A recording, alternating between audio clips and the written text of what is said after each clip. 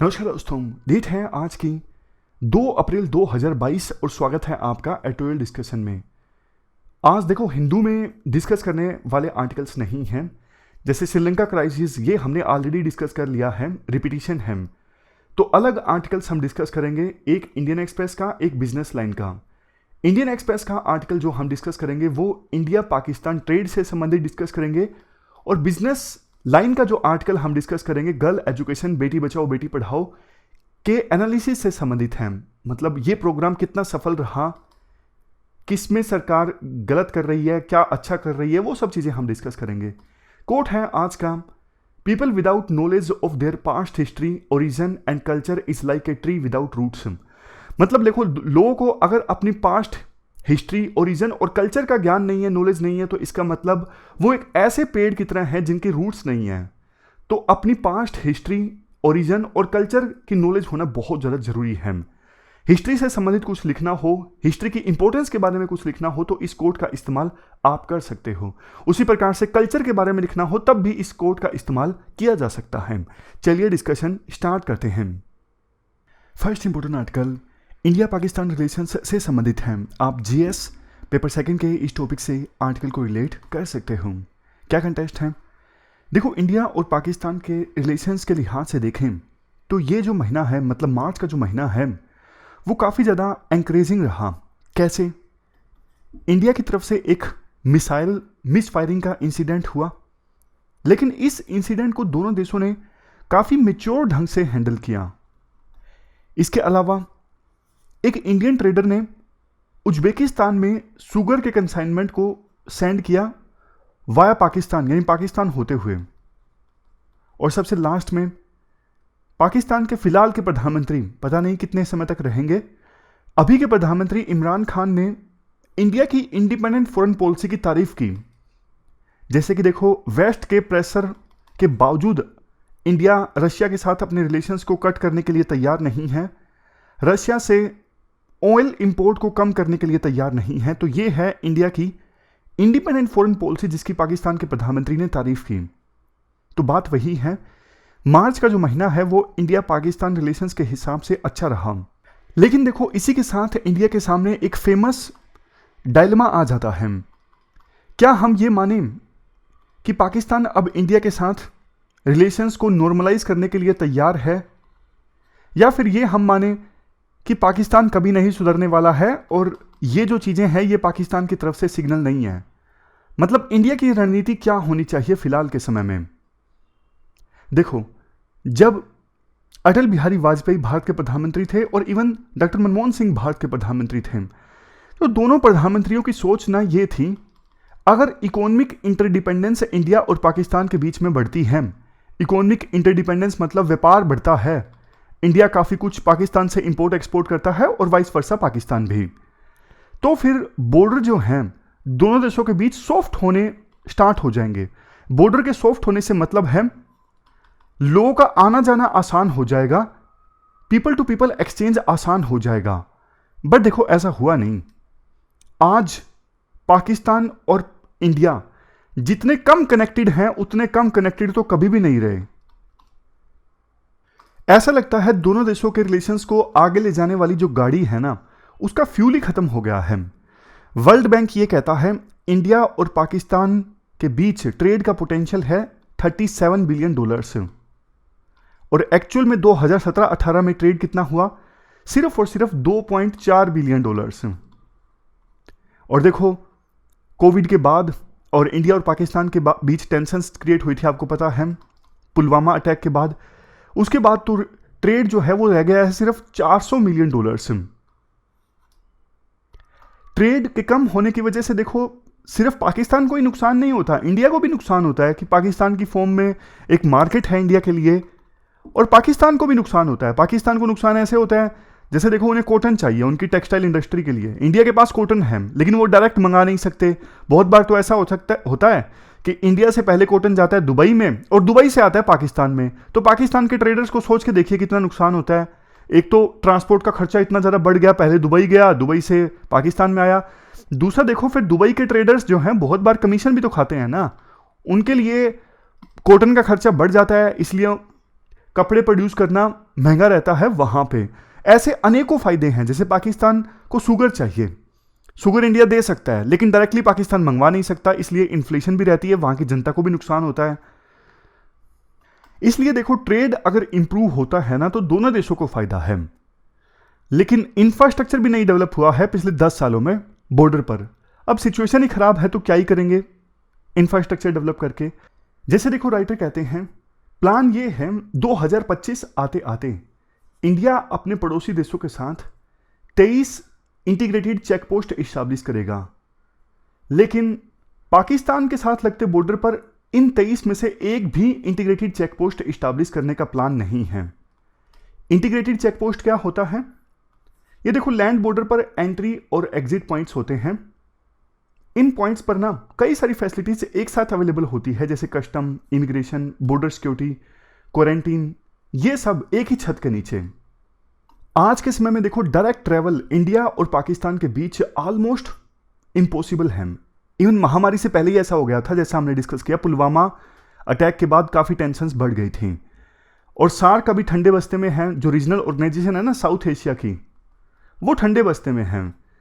इसके कारण motor vehicle agreement sign होना था, वो नहीं हो उसका पाकिस्तान के साथ में। बाद में BBIN बांग्लादेश, भूटान, इंडिया, नेपाल, इन देशों ने मिलकर साइन करना था, लेकिन भूटान ने भी कदम पीछे खींच लिए। और भी एग्रीमेंट्स है, जैसे देखो सार्क में पावर को लेकर कोऑपरेशन का एग्रीमेंट था, वो भी ठंडे बस्ते में है। तापी जो पाइपलाइन इस्टेब्लिश होनी थी, इसके थ्रू गैस आनी थी तुर्कमेनिस्तान से पाकिस्तान और अफगानिस्तान होते हुए इंडिया, ये गैस पाइपलाइन का प्रोजेक्ट भी आगे नहीं बढ़ सका है। सिचुएशन देखो आज के समय में ये है, पाकिस्तान इंडिया के साथ कनेक्टिविटी इंक्रीज करना चाहता ही नहीं। मतलब पाकिस्तान की जो सिविलियन लीडरशिप है ना, ये इमरान खान और दूसरे नवाज शरीफ टाइप की सिविलियन लीडरशिप, इन्होंने तो इंडिया के साथ रिलेशंस को पूरी तरह से मिलिट्री के भरोसे छोड़ दिया है कि जो मिलिट्री डिसीजन लेगी वही होगा।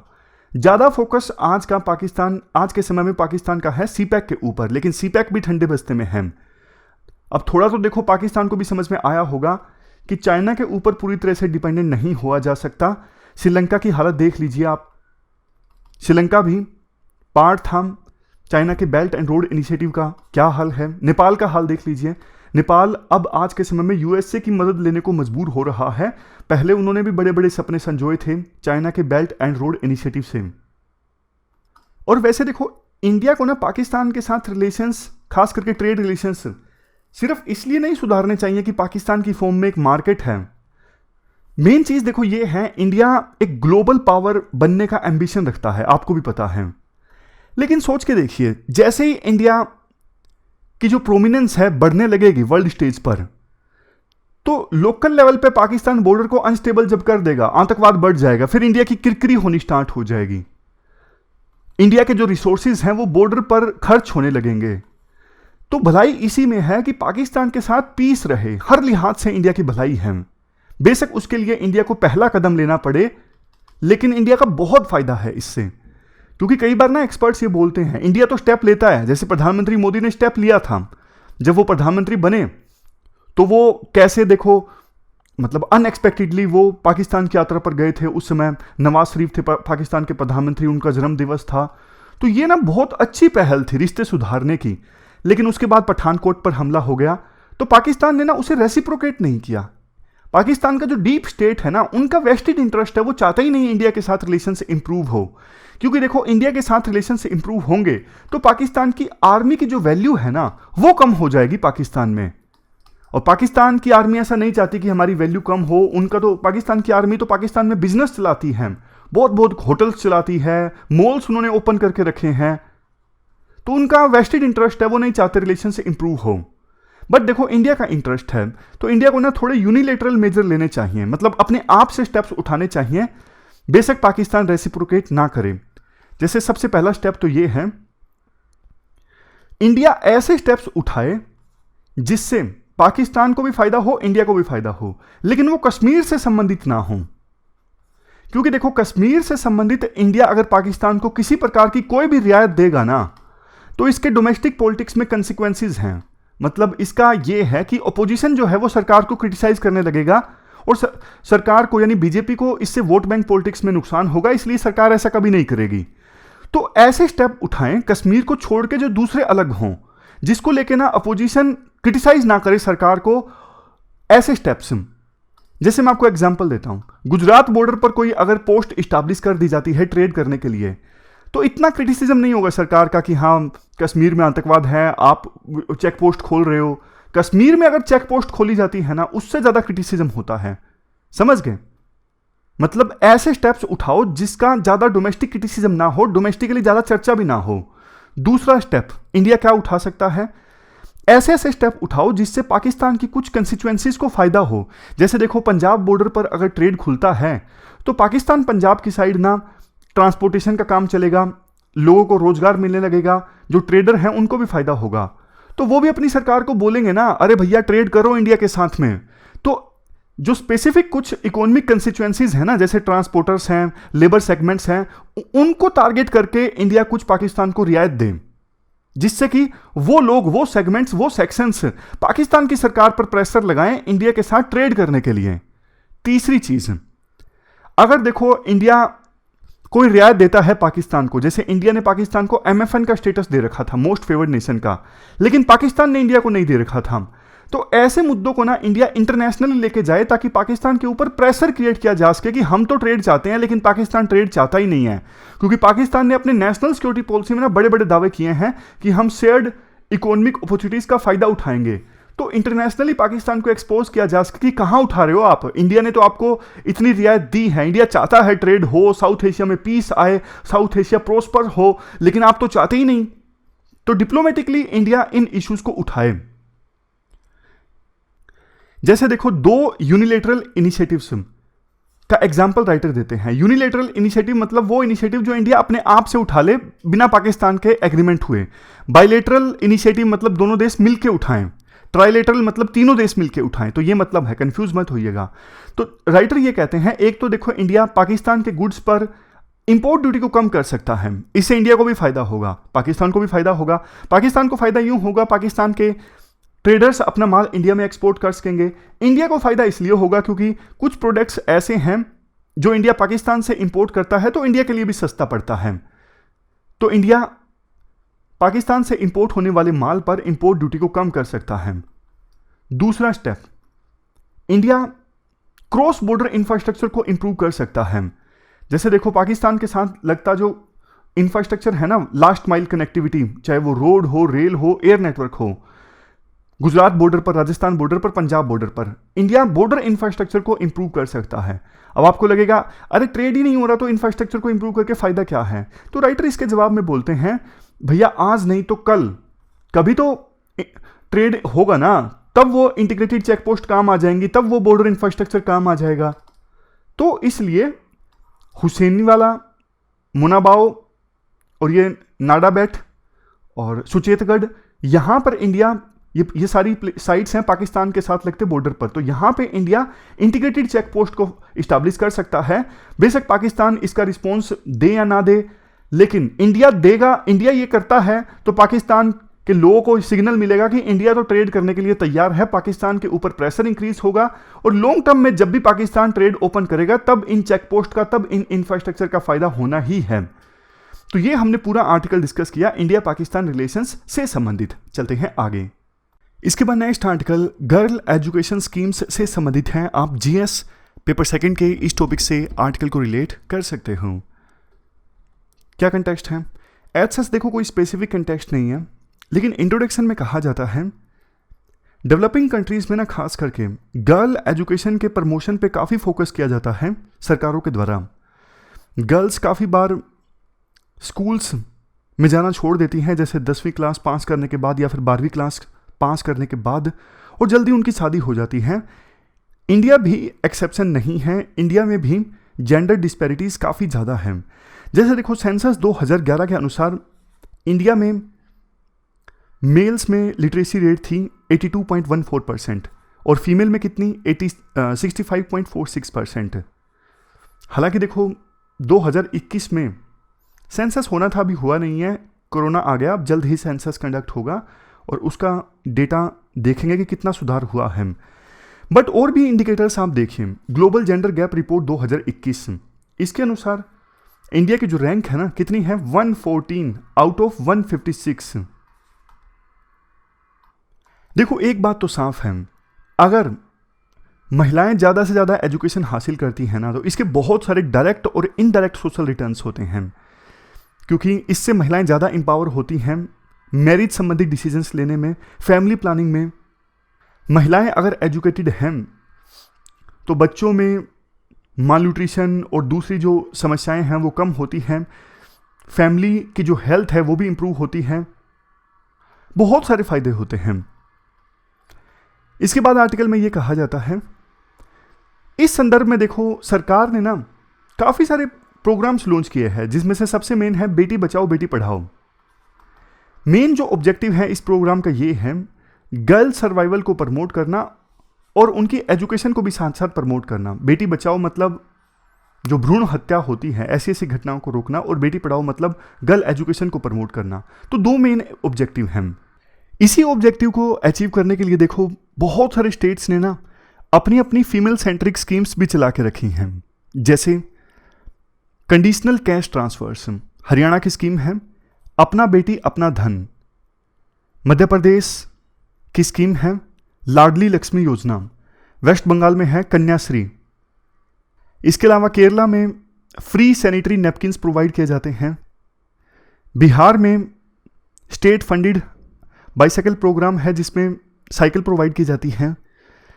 तो ये एग्जाम्पल्स हैं, आप लिख सकते हो। जो बेटी बचाओ बेटी पढ़ाओ प्रोग्राम है ना, शुरुआत में देखो 100 डिस्ट्रिक्ट्स में इंप्लीमेंट किया गया था, जहां पे sex ratio below national average थी। 2015 में इसका फर्स्ट फेज इंप्लीमेंट किया गया था और 2016 में इसे 61 और डिस्ट्रिक्ट्स में एक्सपेंड कर दिया गया। लेकिन देखो अब बात अगर हम करें सरकार का ये प्रोग्राम कितना सफल साबित हुआ है, क्या क्या कमियां हैं। सबसे पहली बात तो राइटर ये बोलते हैं 2015 से लेकर 2019 के बीच में 8.48 बिलियन रुपीस सरकार ने रिलीज किए इस प्रोग्राम के लिए। मतलब एलोकेट इतने किए थे, रिलीज तो वास्तव में कम किए, रिलीज किए सिर्फ 6.22 बिलियन। और बात करें इंपैक्ट कितना हुआ इस प्रोग्राम का, राइटर कहते हैं कि हमने बहुत सारे पेरेंट्स से बात की, लेकिन वो लड़कियां जो स्कूल में इनरोल हुई थी उन पर ना कोई पॉजिटिव इंपैक्ट नहीं पड़ा इस प्रोग्राम की वजह से। क्योंकि देखो ज़्यादातर जो पैसा था ना वो तो सिर्फ एडवर्टाइजमेंट में खर्च कर दिया गया। हमने उन गर्ल्स के पेरेंट्स से जब बात की तो उन्होंने कहा कि हम ना स्कूल नहीं भेजते अपनी बच्चियों को, जिसके काफ़ी सारे रीजंस हैं। एक तो स्कूल्स में टॉयलेट की व्यवस्था अच्छी नहीं होती, टॉयलेट बन तो जाते हैं लेकिन रख रखाव भी तो ज़रूरी है ना, रख रखाव बिल्कुल नहीं होता। दूसरा, स्कूल्स बहुत दूर हैं, स्कूल्स नज़दीक नहीं है और ट्रांसपोर्ट की व्यवस्था नहीं है। तो ये कुछ पॉइंट्स हैं जिसकी वजह से गर्ल्स के जो पेरेंट्स हैं वो अपनी बच्चियों को स्कूल भेजने के लिए तैयार नहीं थे। तो होना तो ये चाहिए था ये बेटी बचाओ बेटी पढ़ाओ प्रोग्राम इन सब चीज़ों में इंप्रूवमेंट लाता, लेकिन नहीं। 70% से ज़्यादा पैसा तो सिर्फ अवेयरनेस में लगा दिया गया। अवेयरनेस है ग्राउंड लेवल पे अब कि हाँ बेटा और बेटी एक समान है, पहले से काफ़ी इंप्रूवमेंट है, लेकिन देखो वो स्टेप्स उठाने चाहिए थे जिससे वास्तव में चेंज आए।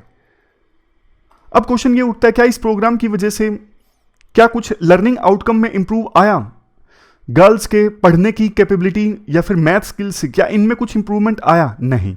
बेटी बचाओ बेटी पढ़ाओ प्रोग्राम का इन चीज़ों पर कोई पॉजिटिव इंपैक्ट नहीं पड़ा। यहां पर देखो मोर देन 78% फंड्स जो है ना वो सिर्फ मीडिया एडवर्टाइजमेंट पर खर्च किए गए, और डॉक्यूमेंट्स ये भी कहते हैं कई बार तो अंडर यूटिलाइजेशन ऑफ फंड भी हुआ। यानी प्रोग्राम के लिए मान लीजिए 100 करोड़ रुपए एलोकेट किए गए थे ना, कई बार रिलीज कम किए गए और रिलीज भी कर दिए तो आगे फिर स्टेट गवर्नमेंट ने उसे यूज नहीं किए।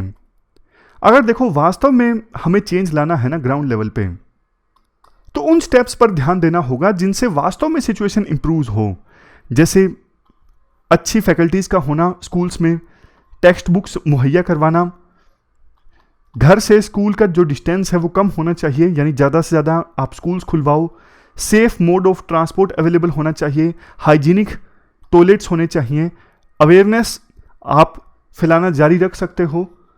लेकिन सिर्फ और सिर्फ अवेयरनेस पे फोकस करना और बाकी सब चीज़ों को इग्नोर करना ये सही नहीं है। तो मल्टी प्रोन्स्ड मल्टी सेक्टरल अप्रोच की आवश्यकता है अगर हम वास्तव में चाहते हैं कि जेंडर डिस्पैरिटी जो है हमारे देश में कम हो। तो ये पूरा आर्टिकल हमने डिस्कस किया। हमारी आज की इस डिस्कशन में इतना ही है। 2 इश्यूज हमने डिटेल से डिस्कस किए। Thank you very much for discussion.